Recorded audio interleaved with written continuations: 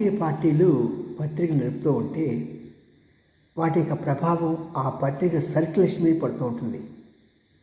ఈ మధ్యకాలంలో అంటే గత 2 నెలలుగా సాక్షి యొక్క సర్క్యులేషను 2.5 లక్షల పాటు పడిపోయింది. అంటే చాలా ఎక్కువ. దాని మొత్తం సర్క్యులేషన్ 4 లక్షలు 5 లక్షలు ఉంటే ఉండొచ్చేమో, కానీ దానిలో 2.5 లక్షలు పడిపోవటం అనేది చాలా బాధాకరమైన విషయం.